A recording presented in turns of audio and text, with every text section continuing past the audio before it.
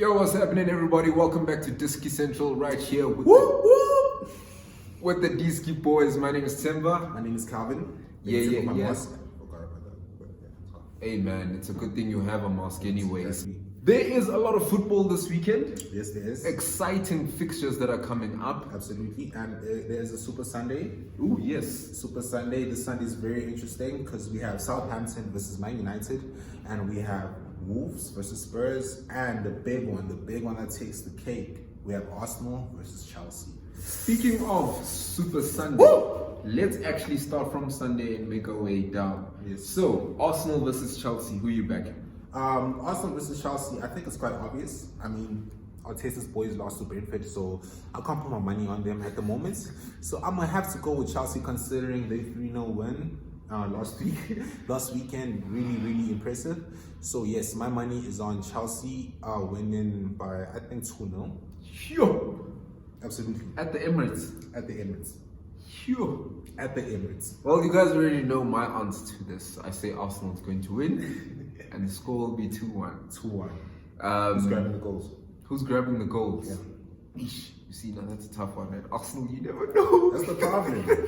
They need a striker. Yeah, but I think time is kind of taken out for Arteta based on just how much he spent, and him losing to Brentford was really like, I'm sure the owners are looking at him with like one eye like this, bro. Like, he's got to clean it up. But the owners aren't looking at him with the one eye. You know why? Because they don't care. So let's moving move on, who we got next? Wolves versus Tottenham. Tricky. Wolves is looking nice. And Wolves is the former Nuno club of Nuno Mendes. No? Is Espirito Santo. Oh, it's Espirito Santo. So I think he knows his players really well because Wolves haven't really changed much. Nope. So for me, with that fixture, I might have to go with Tottenham.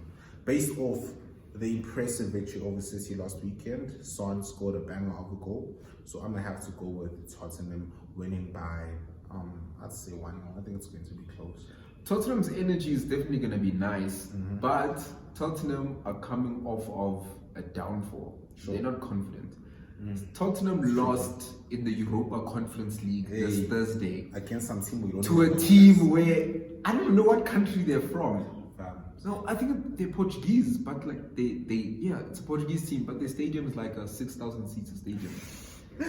That was really and they lost 1-0. There's even a whole advert. Is the second leg for that? I'm not really sure, hey. I don't care about the Europa Conference League at all. Mainly because it was everyone was saying Arsenal's gonna end up there. Yeah. And I was so scared, guys. And you guys qualified? No, we did not. Oh, so there's no European football for Arsenal? Yes, gladly. I'd rather not be in European football than be in European Conference League. Yeah. But at the same time, with Wolves now, Pedro Neto is still injured. And that's a big loss. That's a big loss. He's a really gentleman, yes. And I don't know if you saw the Wolves game against Leicester last week, but Wolves, the new manager there, has actually changed Adama Traore's position. So he's moved him more central as like a more striker kind of vibe. Oh, awesome. Yeah. I think that could benefit him because he likes making forward runs, and I think he's sometimes limited on the wing because there's no space, and the only thing he can do is like smash the ball across. So I think if he goes down the middle, I think that's a position that could suit him. I'm gonna go for a draw in this one. A draw. You're gonna go for Tottenham. Okay. And then the last fixture we have, which is actually the opening fixture for Sunday, is Southampton versus Tottenham. Versus Manchester United. Versus Man United, yeah. So away, Man United is away, and you guys know me. You know, I mean, my boys came in banging last week, man. We had 5 goals. You know what I'm saying? Mason Greenwood scored a stunner. Pogba had 4 assists. Bruno Fernandes had 3 goals. So I mean, it was really good. But let's not get carried away, okay? But my prediction for that game will obviously be a Man United win. A handsome win, actually. I'm going to have to go with like a 3-0 or a 4-0 deficit. 2-0 Manchester United. Moving on. Come on, man. No in-depth analysis for my team. Nothing. Ole Gunnar Solskjaer has a great attack. Okay. Bruno Fernandes is amazing. Bruno Fernandes. Remember when I said in the last the episode that he captain? might be the top goal Bruno scorer? Fernandes is the captain of my FPL squad. He has to be. Him and Salah have to be there. Just carry on doing good things. That's all I have to say on Manchester United. You're such a hater. I'm not a hater. I'm just tired. Okay. I'm just tired. Moving on to the Saturday fixtures, we have Liverpool versus Burnley. Liverpool at home. Liverpool are taking it. Yeah. It's going to be 3-0 Liverpool. Comfortably.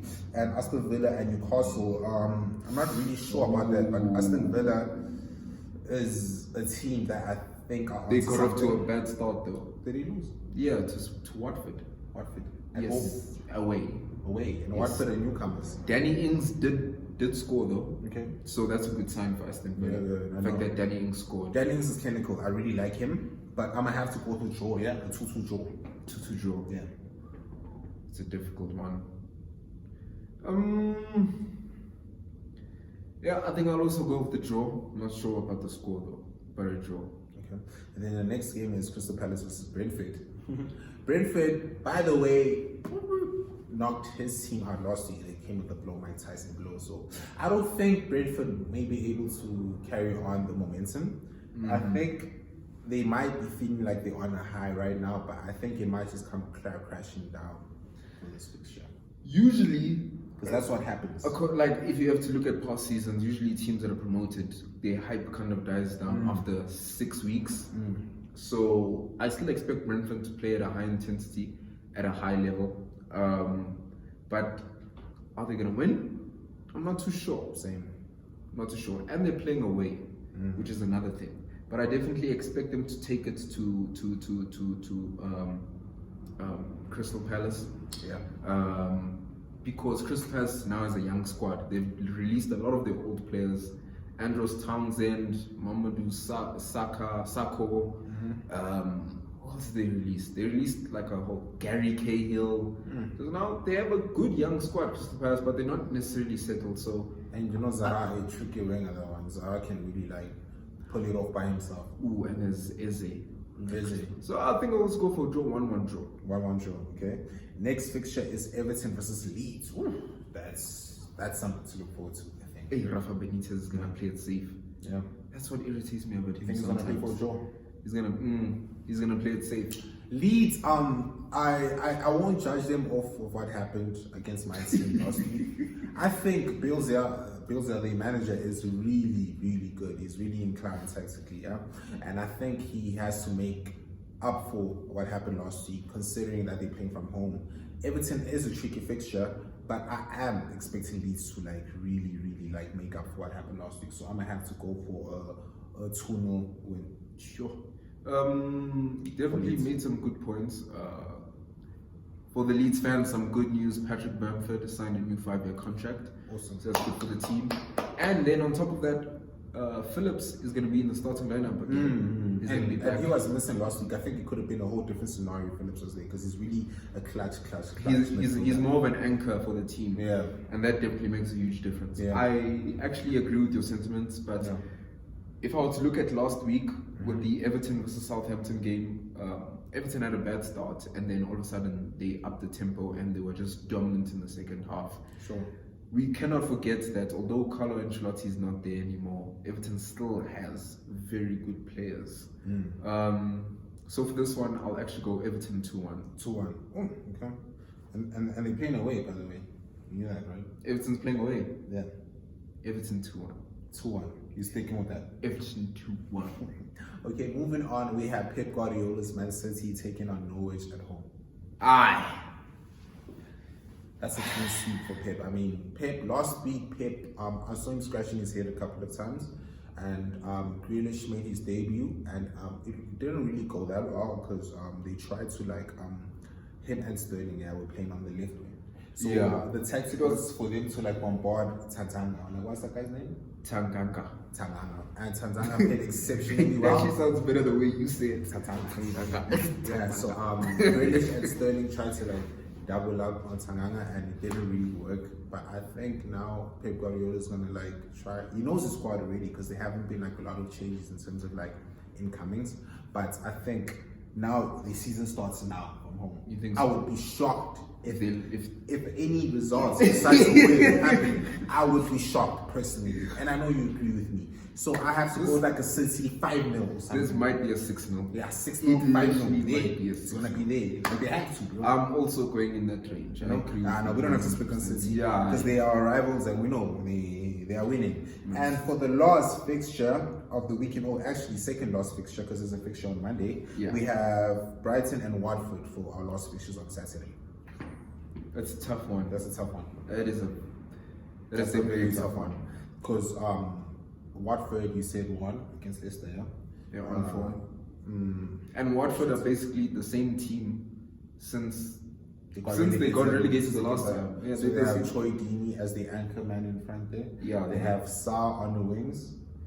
He actually clocked the I think it was 34.6 kilometers per hour. That's the fifth fastest work rate sprint ever in the Premier League, and that's very, very impressive.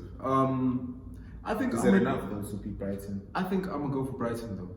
Brighton home. Yeah, Brighton at home. Because this season, no man. If you watched Brighton last season, they were a good team. They just could not. Their luck, first of all, sucked, and they couldn't score. This season, I expect Abo Pesitao to just tear the league apart. Did he start? He didn't start, but I think what did I say in the last episode? I said, "Yo, Brighton, I'm coming for you guys." Like, start out boy, man. He has everything they need. He can make a difference. Starts the line of Judah, Brighton. Yeah. You'll see flames. Yeah. Okay, so Monday we have West Ham versus Leicester, right? Yes. This one is very tough. Very tough. Sure. Because both of them have aspirations to be in European football. And I think because both of them are in like the same position of where they're trying to be, they have something to prove against each other. They really do. And I have to go with Brendan Rodgers with this one.